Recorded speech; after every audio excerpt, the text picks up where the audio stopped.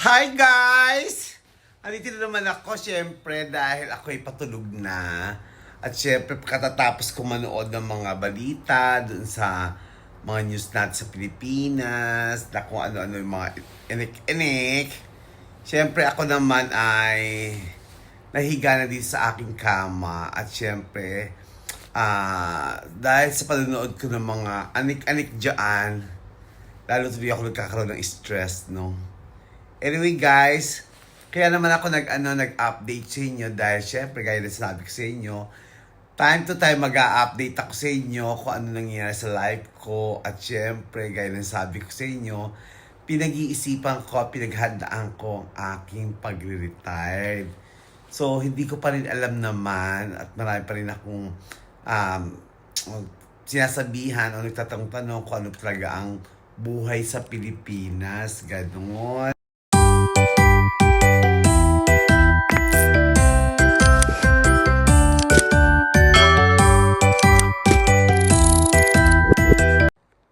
Siyempre sa tagal ko wala sa Pilipinas at siyempre hindi ko alam kung paano lakaran sa Pilipinas pero okay lang yon. Sabi nga ng iba na masasanay ka din paunti-unti pero okay lang sa akin yun kasi gaya ng sabi ko nga sa inyo guys, walang masamang tinapay sa akin lalo na kung kayang-kaya ko magtiis. Ganun lang ako. Ganun lang kasimple yung buhay ko, no? Yung bang kahit saan lang, kung paano lang. Basta, dapat lang na magsipag siguro doon, magdoble sipag, ano man yung dumating, magpasalamat, ganun. So, syempre, sa tagal ko nga naman dito sa UAE, syempre, hindi ko nga masasanay, hindi ako masanay-sanay. Pero, kaya nagtatanong-tanong ako sa mga friends ko, sa social media rin, nakikita ko, di ba? Ganun lang yon. So, ayun nga guys, syempre, ngayon pa lang ay nag-start na akong ang tawag ba doon? Yung bang mag-adjust. Kasi nga, syempre, inakasanayan mo dito trabaho, bahay lang naman. So doon, pagdating mo sa Pilipinas, I'm sure na kailangan mong, kung masipag ka dito, dodoble mo yung sipag doon. Which is na syempre, yung currency doon, mababa lang. Pero dodoble natin. Ang mahalaga doon guys, syempre, half of my life, nasa ibang bansa ako. Yung half ko naman, hindi ko man na-enjoy.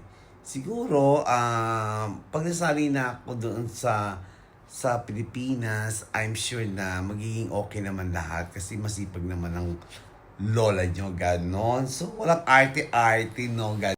Saka guys, ako naman kasi hindi naman ako maarte kumain. Lalo na, paborito ko nga yung bagoong, tuyo, marami naman doon na magtatanim lang ako doon siguro ng talong, malunggay, o fresh pa yun, di ba? So, pero siyempre dahil sa hindi inaasahan din naman natin na hindi naman kasi habang panahon nasa OFW tayo, syempre, I'm sure naman na kahit paano nakatulong ka na rin sa pamilya mo. So, okay na siguro yun at syempre, gaya sabi ko nga, ako rin naman ang magdidesisyon kung ano ba talagang nararapat sa akin. Pero, I'm sure guys, gaya din sabi ko nga sa inyo, nasa 70% na yung pag-iisip ko at syempre, nalilito pa rin ako at hindi pa buo. So, inintake ko na lang yung amo ko, gano'n. So, ayun na nga guys, pag ang amo ko nakausap ko na at syempre, nag-explain siya, tapos nag-explain din ako kung ano magiging desisyon, yun talaga susundin ko kasi nga, syempre, kailangan ko rin naman ng gaya na sabi ko nga sa inyo guys, kung nasa Pilipinas ako, magtatanong ako sa mga mentor. Syempre, yung boss ko malaki naman tiwala ko sa boss ko na magaling siya sa mentor. So, kung ano lang sasabihin niya at naging okay, everything okay, gora. Pero syempre guys, gaya na sabi ko nga sa inyo, hindi naman habang panahon nandito ka sa ibang bansa. Tapos trabaho, tapos single naman ako. So, kung single ako, ibig sabihin, dapat enjoy ko sa sarili ko, di ba? Tumulong din naman ako sa pamilya ko, kaya okay lang siguro kung ano man mangyari doon sa amin, ganon. Pero syempre guys, no, hindi naman ako uuwi para lang mamahinga. Hindi naman ako uuwi lang doon para ako nakanganga. Syempre, kailangan ko kumilos, kailangan ko magtrabaho. So, ang gaya na sabi ko, alam kong inaabangan nyo kung ano magiging plan ko doon. Hindi ko kasi masabi pa guys kung ano mga plan ko. Basta ang alam ko lang, uuwi ako, upo-forward ako, wala akong ipon, pero kahit pa paano, kinuwenta ko na rin guys magkano ang bigas, magkano yung kuryente, magkano ang water. So siguro naman, doon lang, makaraos lang ako sa monthly yun, okay na sa akin.